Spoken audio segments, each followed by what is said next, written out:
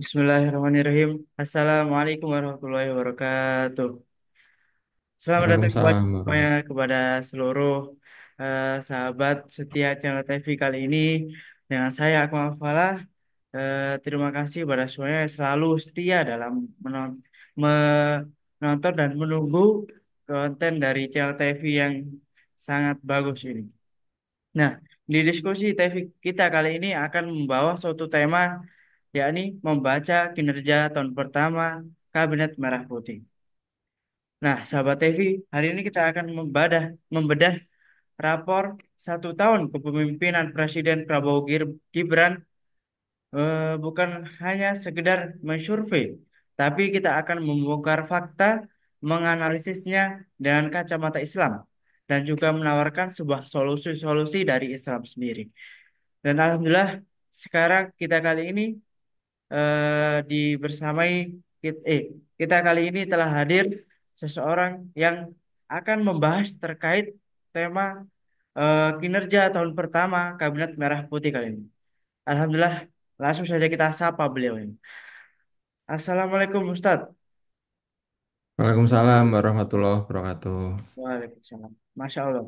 Beliau ini eh Insya Allah pakar ekonomi, yakni Bapak Anggir Semono, SE, MEJ, Dev.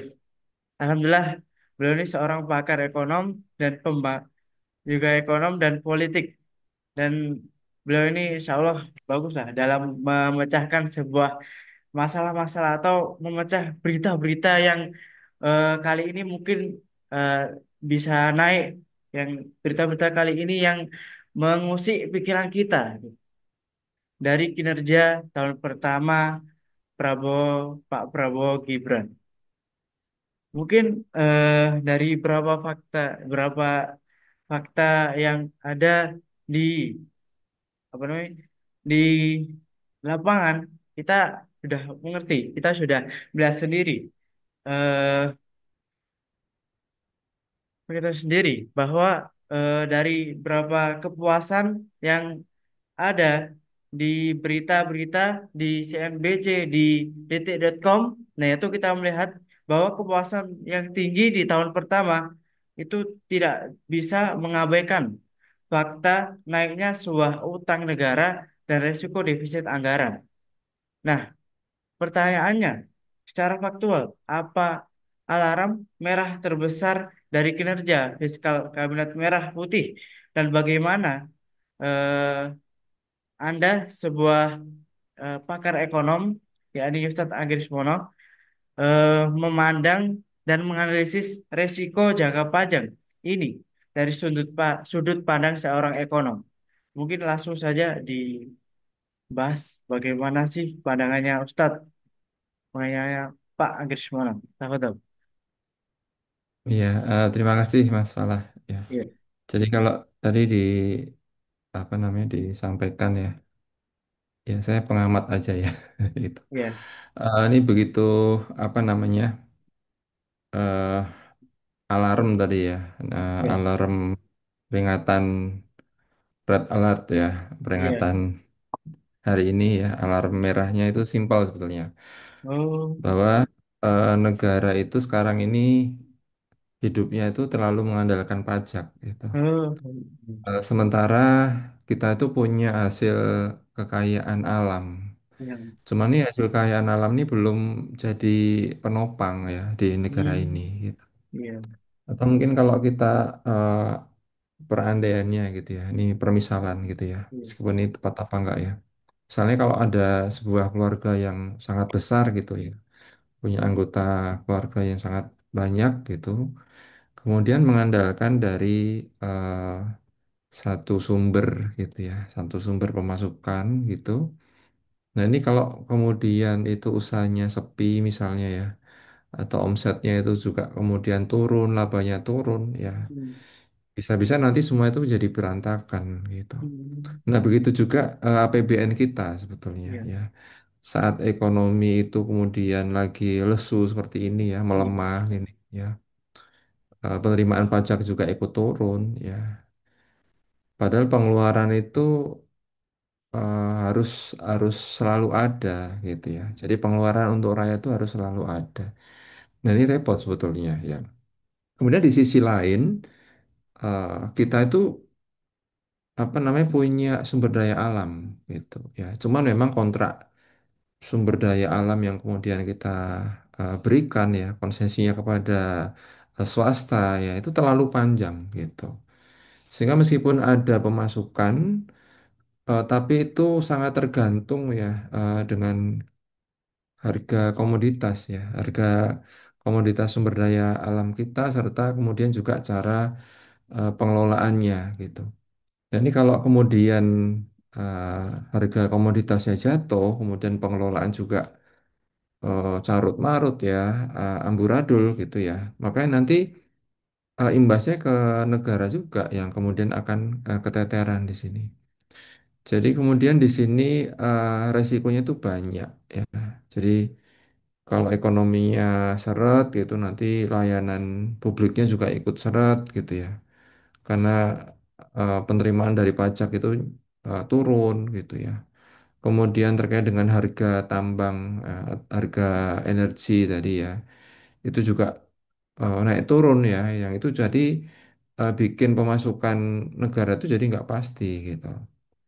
Nah, kemudian di samping itu kita juga punya utang ya, utang terus membesar gitu ya.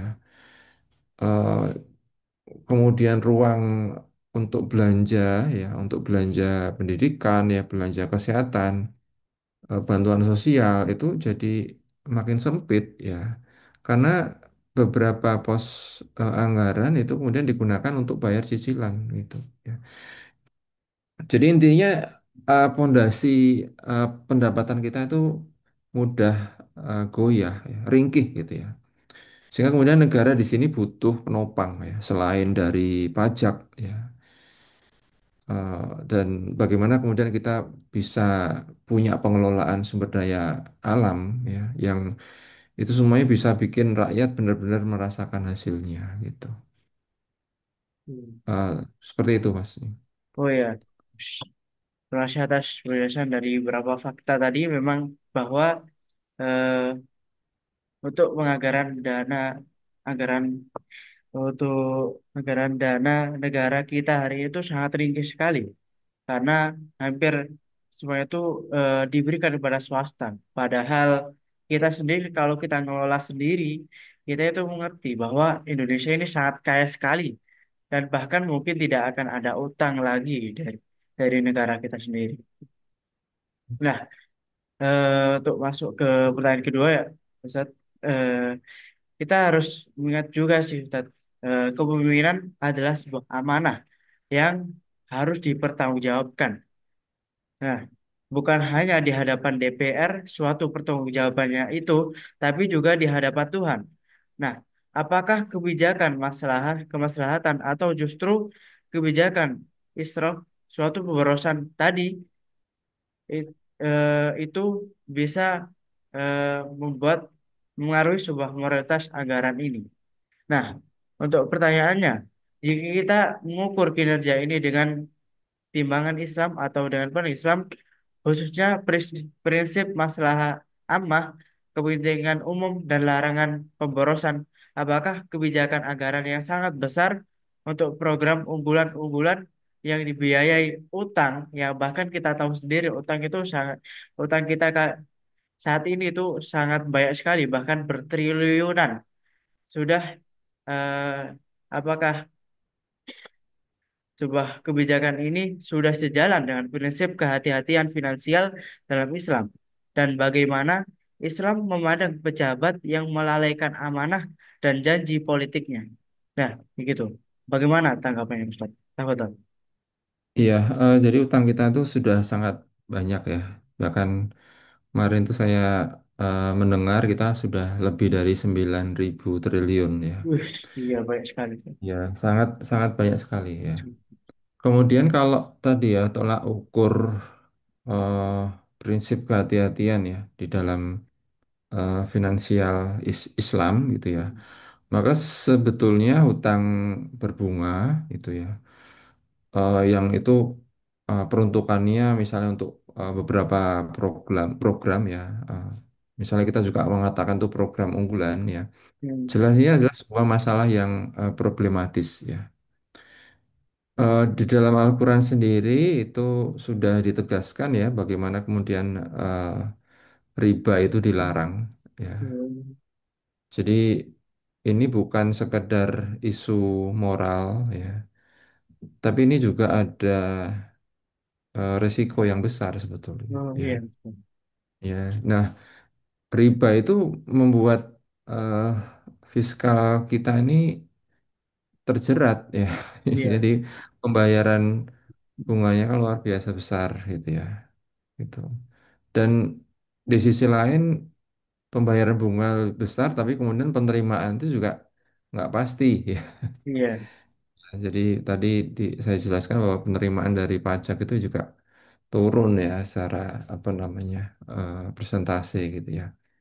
Nah sehingga kemudian di sini di dalam syariah sendiri itu sebetulnya mendorong adanya pembiayaan yang berbasis aset ya, bukan bukan riba sebetulnya ya. Hmm. Dan tadi disebutkan bagaimana kemudian kita bisa menempatkan milkiah ammah ya, Iya. kekayaan umum ya seperti tambang, seperti migas yang kita miliki Iya. itu jadi sumber utama pembiayaan untuk layanan ke masyarakat gitu Hmm. ya. Sedangkan riba harusnya itu jadi sorry bukan riba, doribah ya atau pengenaan pajak gitu ya. Meskipun berbeda, itu adalah opsi terakhir sebetulnya yang kemudian bisa diambil apabila memang pendapatan-pendapatan itu yang lain tidak memenuhi ya. Tapi itu opsi terakhir ya. Tapi yang utama tadi sebetulnya bagaimana kemudian kita punya tambang ataupun migas itu jadi sumber utama untuk pembiayaan layanan kepada masyarakat. Kemudian bagaimana terkait dengan eh, tadi ya pandangan Islam terhadap pejabat ya yang kemudian mereka itu melalaikan amanah serta janji-janjinya gitu. Oh iya. Iya. Nah, sebenarnya tegas ya di dalam Islam ya juga ada hadis yang menyebutkan bahwa ketika kemudian sebuah urusan itu diserahkan kepada yang bukan ahlinya ya maka kemudian tunggulah kehancurannya. Sehingga kemudian amanah itu bukan hanya slogan ya. Itu jadi semacam standar etika publik gitu ya. Apabila kemudian eh, berkaitan sama janji-janji ya, misalnya janji terkait dengan ekonomi ya, misalnya punya apa target yang tinggi ya, maka harusnya kemudian juga punya instrumen-instrumen yang memang itu mampu untuk meraih ya, untuk mencapainya, tapi dengan apa kehalalan ya. Jadi harus memperhatikan ke faktor halal dan efektifnya gitu ya. Dan Islam itu menilai sebagai yang seperti ini ya. Kalau kemudian ada kelalaian seperti ini, maka harus ada koreksi ya, harus ada transparansi ya. Dan kemudian kalau ada pelanggaran-pelanggaran ya kemudian harus ditegakkan aturannya seperti itu. Hmm. Demikian Mas. Oke. Oh, oke, terima kasih atas penjelasannya tadi. Bagaimana pandangan Islam sih terhadap eh, kebijakan-kebijakan dari anggaran-anggaran yang sangat besar ini, yang kita ambilnya itu dari biayai oleh utang piutang tadi. Yang bahkan kalau dari Islam memang itu suatu hal yang tidak boleh karena utang tadi mengandung riba. Dan eh, yang dari beberapa dari pandangan Islam sendiri tentang pejabat-pejabat yang melalaikan amanah dan janji politiknya ini sebuah hal yang tidak boleh karena di hadis sendiri juga telah disebutkan bahwa memang seorang pemimpin yang adil itu akan membawa keberkahan ke- eh, kepada umatnya dan pemimpin yang buruk itu akan membawa sebuah kerusakan untuk umatnya ini. Nah, mungkin itu beberapa jawaban dari pandangan Islam tentang amanah dan kepemilikan umum tadi. Nah, masuk ke sesi tiga. apakah dari semua pembahasan tadi itu apakah ada solusi yang konkret Ustadz dari Islam sendiri tentang membolehkan ammah, tentang kebijakan-kebijakan dengan dengan anggaran yang diambil dari utang yang utang itu pun ada ribanya dan juga dari beberapa pejabat yang mereka tuh sebenarnya dituntut untuk bertanggung jawab atas hal-hal yang mereka putuskan dan berapa janji-janji politik mereka ketika kampanye yang seharusnya mereka buktikan ketika mereka sudah jadi, yaitu apakah ada sebuah solusi untuk menata kelola struktural dari Islam untuk pemerintahan di era kali ini, Ustaz. Apa tuh? Terima kasih. Iya, kalau mau apa tadi solusi ya, Ya. eh setidaknya ada beberapa solusi mungkin ya yang kemudian bisa di apa namanya ditempuh ya. Ini mungkin solusi solusi sederhana gitu, tapi mungkin efeknya juga bisa terasa. Misalnya yang pertama adalah struktur finansial kita ya. Jadi kemudian ini diubah ya. Jadi misalnya contoh dengan mengoptimalisasi harta milik umat ya atau milkiah am tadi ya. Ini jadi solusi yang mendasar sebetulnya ya. Yang ini bisa menggantikan solusi-solusi utang ribawi yang sudah sangat besar gitu ya. Atau dengan menasionalisasi sumber daya alam. Yang itu yang tadinya eh, apa kita serahkan kepada swasta ini kemudian diambil alih oleh pemerintah gitu ya. Jadi pemerintah bisa kemudian untuk meninjau ulang ya beberapa kontrak-kontrak yang sudah diberikan kepada swasta ya terkait dengan pengelolaan sumber daya alam misalnya contohnya untuk tambang ya untuk minyak ya untuk energi dan sebagainya yang itu semuanya adalah merugikan negara ya sehingga kemudian itu diambil alih untuk kemudian dikelola gitu ya. Karena sebenarnya hakikatnya itu adalah kekayaan milik umum ya gitu ya. Jadi di sini kemudian negara bisa mengambil ya kemudian untuk mengelolanya yang nanti akan dikembalikan kepada masyarakat ya. Hmm. Kemudian untuk dana dari apa ya optimalisasi tadi ini bisa ya untuk digunakan untuk menghapus utang ya. Ya kan kita kan utangnya banyak tadi kan ini bisa diambilkan dari apa optimalisasi dari milikul am tadi ya apa harta-harta milik umum tadi ya. Iya. Sehingga ini untuk menghapus utang itu bisa ya untuk melunasi utang gitu ya seperti itu. Karena ini kan utangnya mengandung riba gitu. Ya ini bahaya sebetulnya. Kemudian terkait dengan yang kedua adalah kebijakan politik di sini ya. Ini berkaitan dengan komitmen pemerintahan ya untuk kemudian pro terhadap syariah ya dan tata kelola pemerintahan yang bersih gitu ya. Caranya seperti apa? Misalnya dengan eh, mengangkat para pejabat itu berbasis eh, sistem meritokrasi ya, berbasis kompetensi ya, Oh, iya. ya berbasis kompetensi dan juga ketakwaan ya seperti Ya. itu ya sehingga kemudian ini yang kemudian yang diangkat itu memang mereka yang memang punya kompetensi profesional ya serta kemudian mereka juga punya ketakwaan ya Iya. seperti itu karena dalam Islam sendiri itu mengharuskan pejabat itu eh, yang kemudian akan mengemban sebuah amanah memang dia adalah pejabat yang kompeten yang terbaik ya di bidangnya seperti itu. Kemudian mekanisme pengawasan itu juga harus dilakukan secara efektif ya. Bagaimana dengan cara membangun ini ya, membangun mekanisme yang kuat ya, misalnya dengan tadi adanya penegakan hukum ya, yang memang tidak pandang bulu ya, siapapun Iya. yaitu kalau memang dia bersalah ya harus ditegakkan secara tegas seperti itu ya, bukan malah kemudian dilindungi ya seperti itu. Kemudian berikutnya adalah terkait dengan transparansi anggaran ya. Sehingga di sini bagaimana pemerintah itu bisa apa namanya memberikan ya transparansi pengelolaan hartanya ya ataupun pengelolaan aset-aset milik umum atau milik negara ya sehingga kemudian di sini bisa bisa diawasi oleh masyarakat ya jadi kalau kemudian pemerintah itu transparan maka publik juga enak ya untuk mengawasinya gitu ya. Iya. Sehingga nanti kalau misalnya ada kesalahan-kesalahan bisa kok apa publik itu bisa mengkoreksi ya kebijakannya. Jadi secara ringkas bisa disebutkan bahwa dari sisi penerimaan itu harus halal ya, harus halal dan kuat.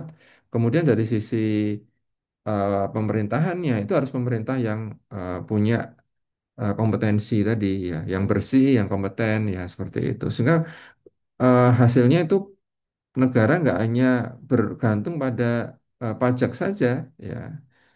Dan harapannya kalau sudah seperti itu nanti yang bisa merasakan kekayaan negerinya itu adalah masyarakat itu sendiri ya. Jadi masyarakat bisa merasakan kekayaan negeri tersebut ya seperti itu.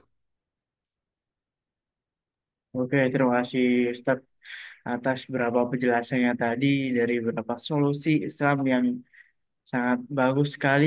Bagaimana kita bisa lepas dari utang dari beberapa anggaran yaitu dari kita ambil dari utang dan utang itu ternyata ada ribanya dan bahkan kalau kita lihat sendiri utang kita kali ini terus menerus menaik. Nah, dari beberapa solusinya tadi kita bisa mengambil bahwa utang ini bisa dibayarkan dengan kita memaksimalkan untuk pengelolaan sumber daya alam kita, kekayaan alam kita, yaitu seperti tambang, sungai-sungai, samudra, pegunungan, mata air, dan juga tanah-tanah yang mungkin terbengkalai itu juga bisa dikelola oleh negara dan itu semua akan dikembalikan kepada umat seluruh Indonesia ini. Dan gitu mungkin cukup ini saja mungkin ya Ustadz beberapa diskusi kita kali ini. Terima kasih atas waktunya juga, atas insight-nya dan atas analisisnya yang sangat padat dan mencerahkan. Dan solusinya itu sangat tegas sekali bahwa diterapkannya takwa dan tata kelola dan ganti utang ini dengan memaksimalkan pengelolaan kekayaan alam Indonesia itulah sebuah solusi yang terbaik juga, solusi terbaik. Dan untuk utang atau utang ini yang bisa ditambal-tambal lagi dengan pajak itu adalah sebuah opsi terakhir pajak tadi. Dan juga terima kasih pada seluruh sahabat TV yang setia dengan konten-konten dengan diskusi dan kabar TV kita kali ini. Eh, Terima kasih. Dan untuk kalian semua jangan lupa like and subscribe atau komen di bawah kalau memang masih ada pertanyaan-pertanyaan yang mengganjal pikiran. Boleh kita bahas apapun di komen di bawah kita kali ini. Komen di bawah kali ini. Nah, mungkin itu saja dari saya. Mungkin kalau ada salah kata, salah ucap atau salah dalam eh, kalimat dalam ucapannya, tingkah, saya minta maaf dan saya terima kasih kembali kepada Ustadz Anggi Mono yang telah berikan waktunya, penjelasannya, analisisnya. Terima kasih. Dan mungkin sekian dari saya Akmal Falah sebagai host diskusi kabar TV kali ini. Jawabkan terima kasih berkali-kalinya. Mungkin sekian. Wassalamualaikum warahmatullahi wabarakatuh. Waalaikumsalam warahmatullahi wabarakatuh.